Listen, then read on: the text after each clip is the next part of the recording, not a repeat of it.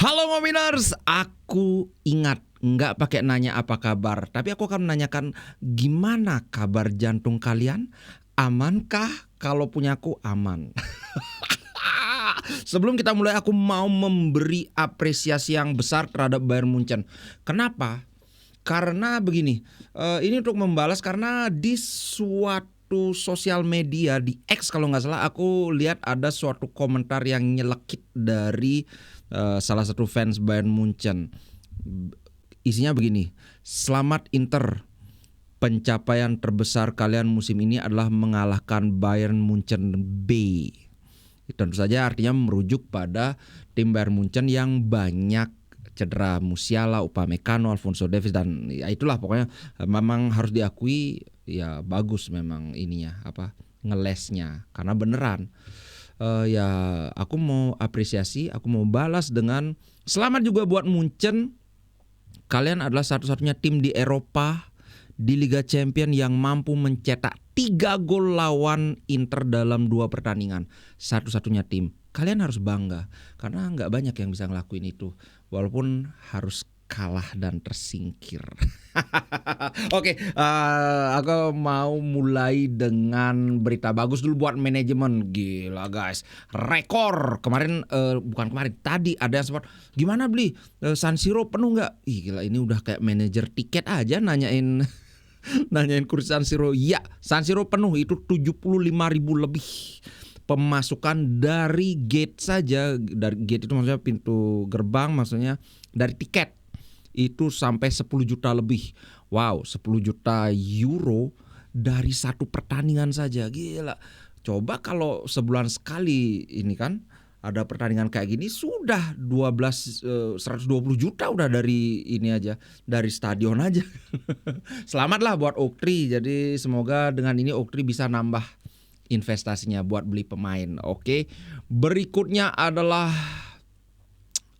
Lautaro. Ini sudah aku bahas sih ya pada saat live, tapi mungkin kawan-kawan ada yang nggak sadar bahwa Lautaro dia sekarang menjadi top scorer Inter di Liga Champions. Bukan sekedar top scorer sekarang, tapi top scorer sepanjang masa. Jumlahnya aku lupa, kalau nggak salah itu 18. Kalau bukan 18 mungkin 19 kayaknya dengan golnya tadi pagi lawan Munchen ya. Tolong kalau kawan-kawan kalau aku salah dikorek saja. Pokoknya intinya dia adalah top scorer. Di lain pihak, Lautaro juga menjadi menyamai pencapaian Eto'o dengan mencetak 8 gol dalam satu musim di Liga Champions. Bayangkan Lautaro yang di paruh pertama musim itu sangat karena ada sisa cedera, karena agak kelebihan berat badan. Sekarang dia sudah nyetak 8 gol.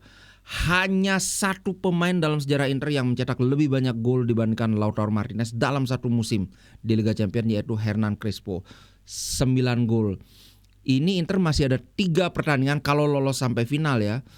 Kalau bisa Lautaro mencetak 2 gol lagi, maka artinya Lautaro akan mencatat 2 rekor. 1, pencetak gol terbanyak sepanjang masa. 2, itu jadi pencetak gol terbanyak dalam satu musim, melebihi Hernan Crespo. Wow, luar biasa sih Lautaro. Apalagi bagaimana kita sempat dak-dikduk keteteran ketika si Harry Kane nyetak gol kan. Tapi layaknya seorang kapten, dia menyuntikkan moral semangat luar biasa kepada tim dengan mencetak gol. Dan menurutku gol yang dicetak Lautaro itu bukan sekedar gol yang corner ujuk-ujuk gol, no. Kalau kawan-kawan lihat di highlight itu, di replay, itu corner dari Di Marco sudah disundul sama Lautaro, tapi bola kena blok oleh Kimmich. Lautaro sepersekian detik langsung bereaksi, menembak kembali bola yang mantul. Yang lain itu masih bengong. Dia sudah melihat kemana, seolah-olah dia membaca. Ini bola mental ke Kimmich, akan mental ke sini. Dia langsung hajar itu bola. Luar biasa Lautaro. Oke, itu soal Lautaro. Nah, ini ada Ini ada komentar yang menarik dari Hakan Calhanoglu, salah satu jenderal lapangan tengah kita. Ini kayaknya terlalu besar ya, agak ngepik dia ininya. Oke, aku kecilin dikit, tes. Nah, Hakan Calhanoglu mengatakan bahwa kami sudah memperkirakan atau sudah mengantisipasi bahwa kami akan menderita dalam pertandingan lawan Bayern Munchen. Ini yang aku bilang, makanya ada suara miring yang bilang secara tersirat seolah-olah Inter itu jumawa dengan komentarnya Harry Kane yang wah mereka merayakan seolah-olah mereka sudah lolos. Kemudian Kompany juga yang secara implisit bilang bahwa Inter berlebihan merayakannya, dan juga di media-media juga. Nah, justru Hakan dengan komentar ini membantah bahwa kami sudah expect bahwa Bayern Munchen itu adalah tim yang sangat kuat, kami akan dibikin menderita. Tapi kami tidak pernah menyerah. Kata-kata tidak pernah menyerah itu kan biasa untuk tim yang underdog. Masa komentar kayak gini komentar dari tim yang merasa jumawa? Enggak lah. Dia persisnya gimana? Dia persisnya bilang gini. Tentu saja saya mengantisipasi bahwa kami akan menderita seperti ini. Bayern adalah tim yang kuat. Mereka memiliki pemain dengan kualitas yang tinggi. Tapi kami telah menyiapkan skenario ini. Di babak kedua, setelah gol yang kami derita, kami membuatnya menjadi 1-1 dan kemudian 2-1. Kemudian kami harus bertahan selama 10 menit terakhir, tapi kami sukses. Kami bahagia. Ini adalah respon terhadap gol dari Bayern Munchen itu adalah detail yang membuat perbedaan. Bagaimana cara Inter merespon. Kami tidak menyerah, kami membuat skor menjadi 2-1 sesegera mungkin, dan kemudian ada 10 menit terakhir yang berada pada level yang tinggi. Nah, ini jadi mengingatkanku pada preview pertandingan di mana Inzaghi berkomentar, Inter tidak mesti menjadi tim yang terkuat, tapi harus jadi yang terpintar. Dan terus terang kalau melihat bagaimana Inter mengelola pertandingan itu, ini benar-benar sesuai dengan perkataan Inzaghi. Cuman yang agak aku sesalkan, tapi nanti ya aku kalau bahas jalannya review pertandingan mungkin aku terpisah, atau mungkin nanti di akhir ya. Kita lihat aja nanti kalau nggak kelamaan di akhir. Oke, intinya adalah bagaimana Inter ngegas ketika ada momen, kemudian mengkapitalisasi momen itu ketika Bayern Munchen sedang dalam mode menyerang, mereka sedang lengah, dan kemudian ketika 2-1 Inter masih tetap memainkan, berusaha berimbang, tapi kemudian ketika gol dari Eric Dier itu terus terang bagiku benar-benar mengubah arah pertandingan. Itu gol yang sorry to say kayak jatuh dari langit gak sih? Bahkan dia sendiri gak nyangka bahwa itu gol. Dan dari sana pemain Bayern Munchen yang sebenarnya udah kelihatan kelelahan, sebenarnya tiba-tiba ya dapat gas ketiga, dapat tangki tambahan kan. Inter yang udah lelah, aduh. Itu sih nanti kita bahas ya. Alright, nah sekarang ini adalah bumbu-bumbu menarik dari pertandingan ini. Dramanya kalau kawan-kawan ingat ada insiden di mana Stanisic ngedorong Ball-Boy. Gila, Ball-Boy masih anak-anak didorong kayak gitu. Gara-gara Ball-Boynya ngelempar bola, nggak ngasih bola ke arah si Stanisic. Tapi kemudian dia minta maaf karena aku setuju dengan pendapat dia. Dia bilang gini, setiap tim di dunia ini akan membuang waktu ketika mereka memimpin. Sangat bodoh bagi saya untuk mendorong dia di sana. Ya baguslah dia sadar. Maksudku ya oke lah itu nggak sportif, tapi ya persis seperti yang dia bilang. Real Madrid pun kalau mereka lagi leading mereka juga wasting time. Masih ingat aksi-aksi Vinicius, kemudian Mbappe juga, PSG, semua kayak gitu bro.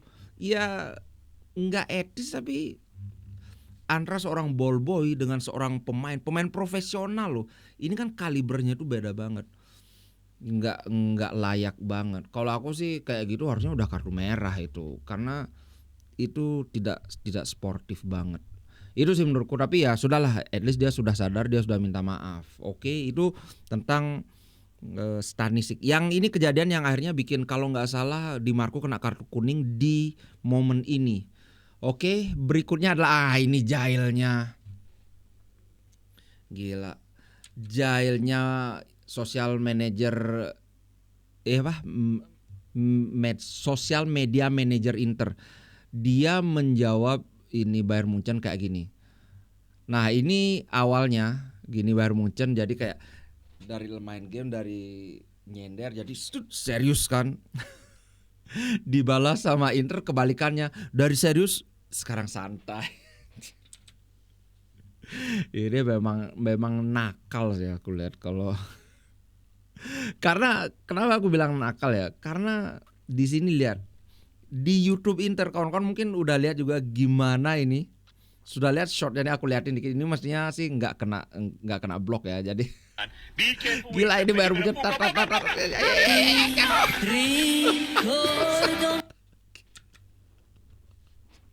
aku ngekek pak.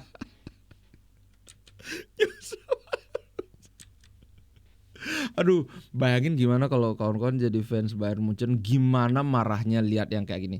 Tapi menurutku ini ya wajar sih, karena aku lihat sebelum pertandingan kita kan nggak punya sejarah rivalitas yang panas antara Inter dan Bayern Munchen ya. Tapi aku melihat gara-gara komentarnya Harry Kane kemudian company, ini pertandingan agak lebih panas dari biasanya, which is good. Jangan salah sangka, menurutku ini bagus. Pertandingan dengan tensi panas itu lebih menambah bumbu-bumbu kita nonton jadi lebih greget kan. Tapi ya hal-hal yang begini adalah konsekuensi logis dari tensi yang tinggi itu. Nah, kemudian yang parah lagi ini, kawan-kawan ingat tentang Bayern Munchen, si Pavard, mantan pemain Bayern Munchen. Ngomong-ngomong ini sebelum aku bahas ini, ternyata ada fakta unik ya. Gol terakhir Pavard di Liga Champions itu dicetak melawan Inter kalau nggak salah tahun 2022, itu bulan November kalau nggak salah. Pokoknya intinya adalah ngelawan Inter ketika dia masih berseragam Bayern. Dan gol terakhir yang sekarang dicetak lawan Munchen juga. Sekaligus ini adalah gol pertama Pavard berseragam Inter. Gila, sampai ada yang komen di diriku, ternyata gol Pavard itu di-keep buat momen ini. Bayangkan, ini drama banget. Gol pertama Pavard dicetak ke gawang mantan yang menurutku di akhir-akhir kayaknya Pavard agak kurang puas dengan perlakuan manajemen Bayern Munchen terhadap dia. Kemudian meloloskan Inter sekaligus mendepak Bayern Munchen. Ini menurutku sebuah sebuah drama satir dari kehidupan gak sih? Dan kemudian Pavard itu kan selebrasi dia. Aku sempat bilang bahwa biasanya pemain kalau mencetak gol ke gawang mantan itu nggak selebrasi, tapi kemarin Pavard sangat emosional merayakan. Dan sekarang ini kita kayaknya harus lindungi Pavard. Kenapa? Sosmed Pavard, IG-nya diserbu dong sama fans Bayern. Mana respect untuk mantan klubmu? Kenapa kamu berselebrasi? Ini ada kasar lagi, F-off, selebrasi melawan mantan klub. Judas, wah banyak sekali kalau kawan-kawan lihat di IG-nya Pavard. Aku mau habis ini aku mau serbu IG-nya Bayern Munchen. Enak aja, bagaimanapun juga ini pasukan kita. Ini Benjamin Pavard itu pasukan Inter, harus kita bela lah. Jangan timnas Indonesia aja yang kita bela. Habis ini aku mau melancong ke IG Bayern Munchen. Enak aja mengginikan salah satu pahlawan Inter, salah satu center back terbaik yang kita miliki, si Benji ini. Ayo, siapa yang mau ikut? Nanti kita ketemu di sana di IG Bayern Munchen, di postingan terakhir mereka kita lihat. Oke. Ya biar dramanya itu masih dapat kan. Oke, kemudian berikutnya adalah ada Harry Kane. Harry Kane melawan air mata. Aku mau bahas sedikit tentang Harry Kane ya. Apakah ini tanda-tanda bahwa kutukan Harry Kane itu masih ada? Karena Ini menurutku salah satu yang agak mungkin disrespect buat Inter, karena Inter melawan Bayern Munchen, bahkan setelah Inter memenangkan pertandingan di leg pertama di kandang Bayern Munchen, which is fair to say bahwa itu tidak diduga. Kemenangan Inter di leg pertama itu tidak banyak yang mengantisipasi Inter bisa menang. Seri aja udah untung kan. Oke, tapi setelah Inter menang di sana pun lebih banyak orang mengunggulkan bahwa Bayern Munchen yang tetap akan lolos. Menurutku ini masa sih? Bahkan dengan situasi di mana Bayern Munchen itu ada at least 3 pemain mereka nggak bisa main, Davies, Upamecano sama si Jamal Musiala pun kok bisa-bisanya orang tetap mengunggulkan Bayern Munchen. Bayangkan pemain cedera, ketinggalan 1 gol, tetap mereka yang diunggulkan. Nah, tahu-tahu mereka kalah. Apakah ini salah Kane lagi? Menurutku ini orang terutama fans Bayern Munchen ya yang bilang bahwa ini gara-gara kutukan Kane. Menurutku ini mereka nyari kambing hitam aja. Bahkan di CBS Golasso kalau nggak salah apa di ESPN ada komentarnya Kane bilang gini. Intinya dia bilang adalah kami seharusnya tidak membiarkan kebobolan dalam waktu 3 menit itu terjadi. Nah, itu kan terjadi dari corner. Narasinya itu justru menyalahkan Kane, seolah-olah Kane itu nyalahin temennya. Kenapa kok bisa kebobolan gitu. Padahal Harry Kane itu kan, maksudnya dia menuduh Harry Kane nyalahin temennya. Padahal Kane itu justru yang buang peluang besar di leg pertama, yang tendangannya itu, tembakannya itu kena tiang gawang itu kan. Menurutku ini lebay. Karena apa? Harry Kane jelas-jelas bilang we. Kalau bahasa Inggris we itu kita terjemahkan dalam konteks ini jadi kami. Kalau kami itu kan termasuk dia sendiri. Apalagi itu adalah situasi corner. Pada situasi corner kan dia juga ikut bertahan. Jadi dia nggak nyalahin temennya, tapi dia nyalahin kami, termasuk dirinya sendiri. Menurutku itu wajar. Ya memang kalau dilihat dari sisi objektivitas itu memang ya ada andil kesalahan tim Bayern Munchen secara overall. Kok bisa kebobolan 2 kali dari sepak pojok dalam waktu 3 menit. Itu kan kayak tidak belajar dari kesalahan kan. Nah, ini malah narasinya itu dibelokkan seolah-olah Kane itu nyalahin temennya. Aneh loh. Coba deh kawan-kawan tonton lagi wawancaranya Harry Kane ketika dia bilang we should not, kalau nggak salah pokoknya ada kata we di sana. Aneh sih menurutku. Anyway, itu sebuah cukup berita tentang Kane. Sekarang kita kembali ke Inter. Dari football Italia, solid team spirit, semangat tim yang sangat solid adalah faktor di belakang suksesnya Liga Champion Inter. Nah, di sini ada komentar dari Inzaghi. Ini adalah malam yang luar biasa, yang mana malam ini kami bagi bersama fans kami di stadion. Kami memainkan 2 pertandingan hebat. Para pemain sangat brilian. Ini adalah kemenangan yang harus dibagi bersama pemain, klub, dan fans. Ini adalah musim yang panjang dan sangat sulit, tapi ini adalah musim yang membawakan kebahagiaan.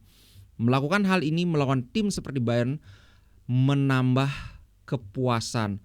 Mereka adalah tim yang luar biasa yang menjaga intensitas selama 90 menit. Tapi kami merespon blow for blow, itu maksudnya kayak kita ngomong kaki dibalas kaki, tangan dibalas tangan. Kayak mereka ngegol, kita balas ngegol gitu. Termasuk di Munich dan di sini di San Siro. Wey, bagus. Kemudian lanjutannya lagi-lagi kata-kata yang manis dari Inzaghi. Dengar.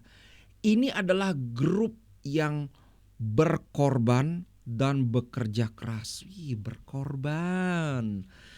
Kami telah bersama selama hampir 4 tahun dan kami tahu kami memiliki tim yang hebat. Ini adalah kepuasan besar dan merupakan hadiah untuk segala hal yang kami lakukan.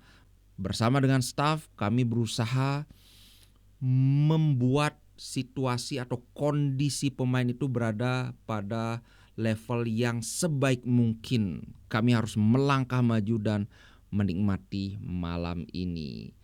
San Siro benar-benar menggugah hati kami hari ini atau malam ini. Kata-katanya udah kayak pujangga aja.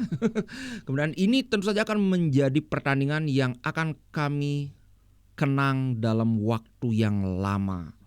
Tim ini memiliki hati, kepintaran dan karakter. Kami memiliki jadwal yang sangat padat, tapi Inter tidak pernah menyerah. Kami harus bertahan sangat dalam beberapa saat. Kemudian kami menunjukkan sekali lagi bahwa kami ada di sini untuk melakukan hal yang hebat. Kami selalu bermain untuk menang, untuk memenangkan segalanya. Kalau bukan demikian, tidak ada gunanya bermain di sepak bola. Wih, gila. Saya ingin...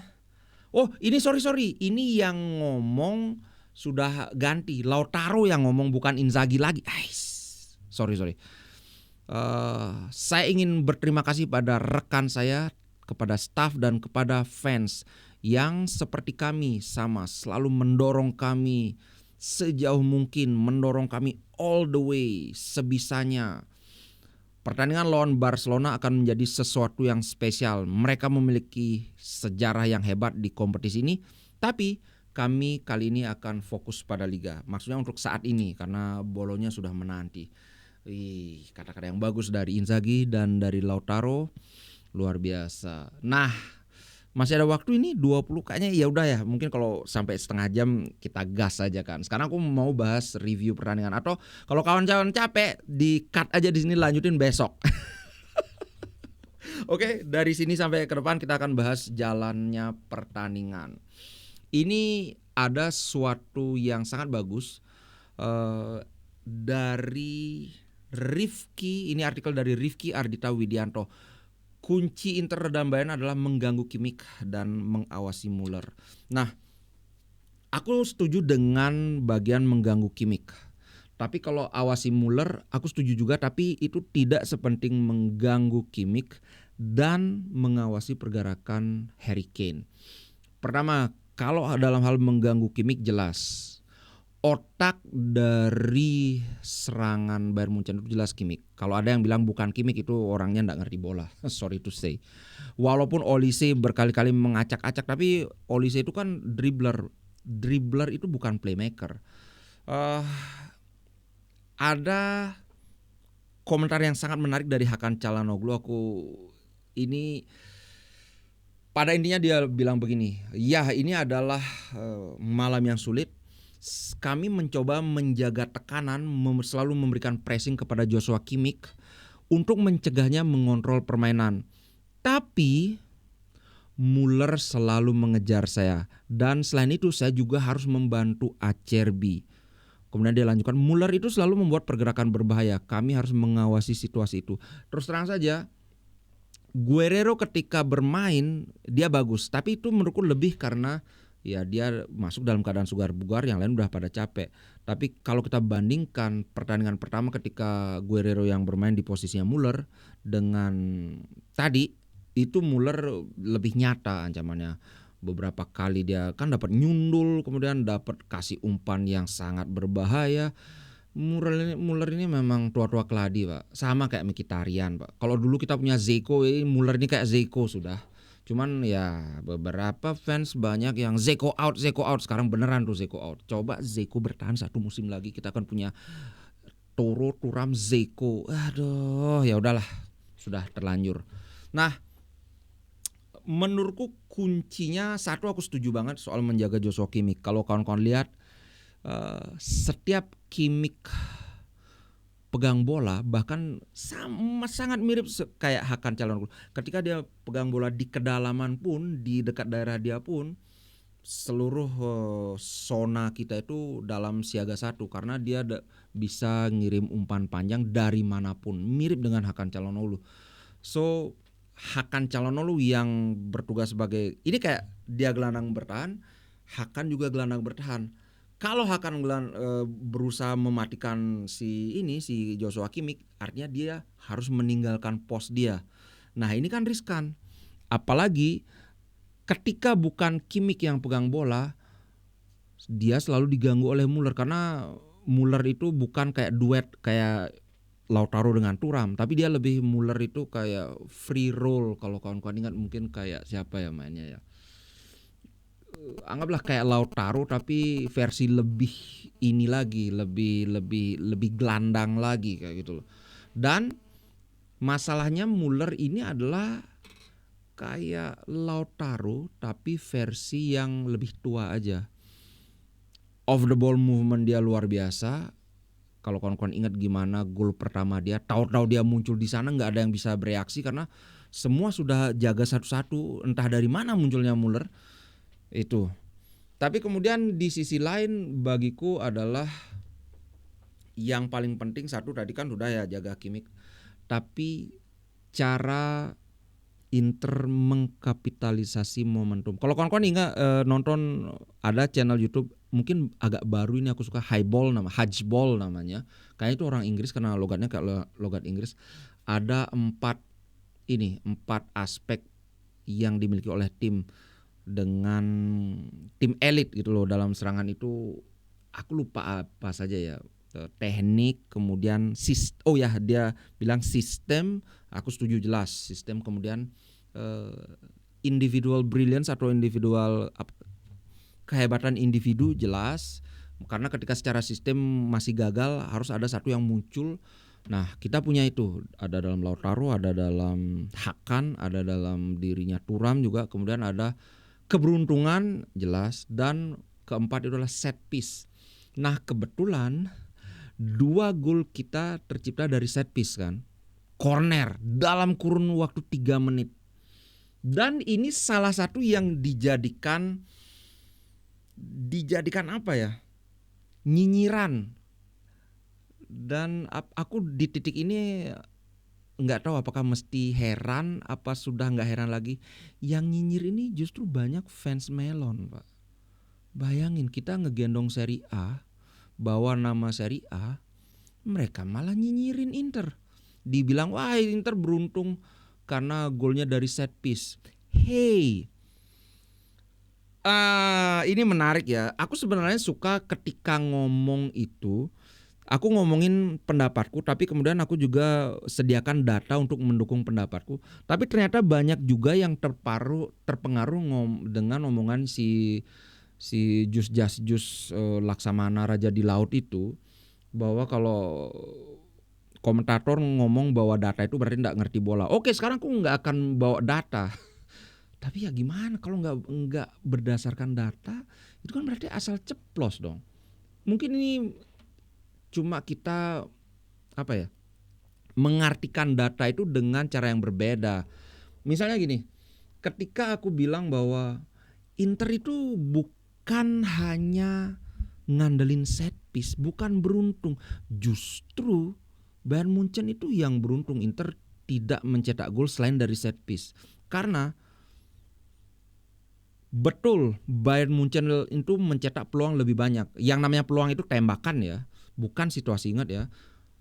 Tapi peluang-peluang Inter itu lebih berbahaya. Nah, ini di sini yang aku hadirkan data untuk mendukung omonganku bahwa aku bilang peluang-peluang Inter itu lebih berbahaya. Ini aku liatin. Di sini kalau kawan-kawan lihat big chance ini kalau diterjemahkan secara harfiah artinya peluang emas. Inter memiliki 4 peluang emas, mereka 0. Dari 4 peluang emas ini kita dapat 2 gol. Mereka 0 dapat 2 gol. Kalau kawan-kawan lihat gol pertama Harry Kane, itu bukan peluang emas, itu kebodohannya Di Marco. Kenapa aku bilang bodoh? Kawan-kawan lihat aja di replay. Itu adalah situasi di mana Di Marco itu seharusnya melakukan istilahnya closing in. Closing itu mendekat. Jadi ini kita lihat dari samping, ini Harry Kane, Di Marco di sini menunggu karena Di Marco takut dia bakalan dilewatin. Ini approach yang sangat salah menurutku. Makanya gol Harry Kane itu menurutku dominan kesalahan Di Marco, bukan peluangnya yang makanya di sana tidak dimasukkan sebagai big chance dia. Karena sebenarnya peluangnya jelek. Di Marco-nya yang ngehek sekali dalam momen itu. Di Marco itu kalau dia mendekat pada Harry Kane akan lebih sulit untuk melepaskan tembakan. Tapi karena ada jarak, Harry Kane dengan leluasa bisa mengincar kolongnya Di Marco. Itu kan bola lewat di kolongnya Di Marco itu tembakannya Harry Kane kan.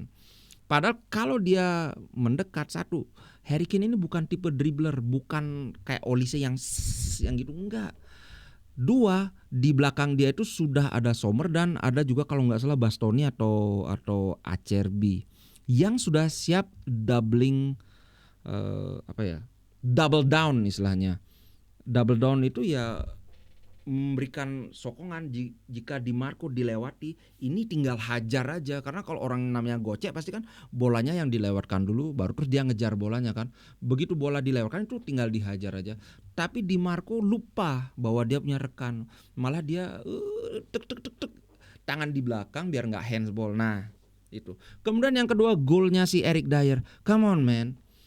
Bahkan fans Bayern Munchen aja bengong. Itu jelas-jelas dia mau ngumpan, itu toto bolanya belok.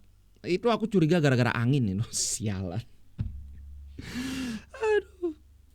Jadi jelas ya, walaupun mereka bikin lebih banyak peluang, tapi peluang kita itu lebih mantap, lebih berbahaya. Kalau misalnya dari pelanggaran, mereka lebih banyak pelanggarannya lah. Kemudian dari segi, bahkan dari segi kiper aja, kiper mereka itu lebih banyak, lebih gede nilainya. Artinya kiper mereka lebih berperan dibandingkan Sommer. Coba kita lihat, Sommer itu 4 penyelamatan, mereka juga 4 penyelamatan. Kemudian penyelamatan dari dalam kotak, Sommer ada 4, si Urbik ada 2. Tapi penyelamatan Sommer itu adalah, kenapa nilainya Sommer kecil? Karena tidak ada yang, menurutku tidak ada penyelamatan yang susah kecuali yang mana ya? Nggak ada sih yang susah banget, kecuali kalau dibandingkan dengan di leg pertama, justru menurutku Bayern Munchen lebih berbahaya walaupun mereka kalah. Tapi di sini kalau kawan-kawan mungkin berpikir begini, Inter terlihat bisa mengontrol permainan, terutama ketika mereka mencetak gol, tiba-tiba Inter seolah bangkit. Ini yang aku bilang bahwa walaupun Inter golnya itu dari corner, tapi sebenarnya Inter banyak mencetak peluang dari open play. Bahkan Darmian aja 2 kali loh shooting dia, tapi yang satu diblok oleh siapa ya kalau nggak salah, nomor 15 itu Eric Dier ya. Ya, Eric Dier, sama satu bisa diselamatkan oleh Urbik. Itu Darmian dari open play yang kemudian corner ini baru kemudian terjadi gol. So, ya menurutku mereka yang beruntung tidak kebobolan dari open play. Dan kemudian yang menurutku jadi kunci adalah mengkapitalisasi peluang ini. Kita sama-sama tahu Bayern Munchen itu pasti mengincar kemenangan. Nah, ketika Inter unggul, maksudnya ketika skornya masih 0-0, itu kan artinya Inter masih unggul. Mereka kan berlomba mengejar nih, berlomba bener-bener ngebut mau nyetak gol. Mereka nyetak gol dari Harry Kane. Ketika mereka nyetak gol, mereka kan euforia kan. Dan ini persis seperti pertemuan pertama ketika Inter nyetak gol 1-0, kemudian mereka menyamakan kedudukan, mereka all out attack. Ketika mereka all out attack, Inter menyengat dengan serangan cepatnya. Nah, itu kejadian lagi. Ini kayak keledai gak sih? Keledai yang terjebak jatuh di lubang yang sama. Mereka bisa nyetak gol melalui Harry Kane. Asa mereka terbangun lagi. Wah, masih bisa nih kita menang. Ayo serbu. Diserang sama Inter. Inter bikin peluang dari, aku lupa siapa yang bikin peluang itu pas sebelum cornernya Di Marco yang golnya Lautaro itu kan. Tak Toto gol Lautaro. Sekarang kan posisi 1 sama. posisi 1-1, mereka tambah ngegas lagi, tambah disengat lagi oleh Inter. Tang 2-1 dalam 3 menit 2 kali corner, 2-1 posisi. Nah, di sini yang setelah Inter mencetak 2-1 ini sebenarnya aku lihat Inter memanage pertandingan dengan sangat baik. Tapi kemudian muncullah gol yang jatuh dari langit si Eric Dier itu. Ini yang bikin keadaan berbalik. Kalau kawan-kawan bingung kenapa? Kan aku bahas bahwa pemain-pemain Bayern Munchen itu lawan Dortmund, mereka hampir 90 menit main. Harry Kane lah, si Thomas Muller lah, siapa itu, Sané lah, nah semuanya itulah. Kok bisa-bisanya mereka lebih kayak staminanya itu lebih oke daripada Inter yang waktu lawan Cagliari kan pemain-pemain Inter itu sudah mode hemat energi kan. Rugi dong hemat energi. No, inilah yang dinamakan momentum. Ketika Bayern Munchen mencetak gol menjadi 2-2 itu, mereka lupa dengan capeknya. Ini lagi apa sih namanya hormon itu ya? Tahu nggak hormon kalau kita lagi berkelahi itu ada adrenalin mereka lagi tinggi-tingginya, mereka lupa. Ini sama kayak kalau kita berkelahi kena pukul, kita nggak ngerasa sakit. Kecuali kalau kena ini kan KO. Maksudnya kita pukul kena apa kayak jotos, kena bibir, kena jotos, kita nggak sakit. Tapi sampai di rumah jontor, baru aduh kenyot-kenyot. Inilah yang dirasakan oleh Bayern Munchen. Mereka lupa, mereka capek karena ada tujuan. Wih, 1 gol lagi nih, 1 gol lagi. Sedangkan Inter sebaliknya kebobolan. Itu kan tekanan mental. Aduh anjir, gimana nih? Ketika situasi itu 1-0 untuk Bayern Munchen, yang aku lihat dari Inter itu adalah kita harus bangun. Jadi Inter yang agak kayak tidur tiba-tiba bangun. Tapi ketika jadi 2-2, kelihatan banget Inter gugup, nervous.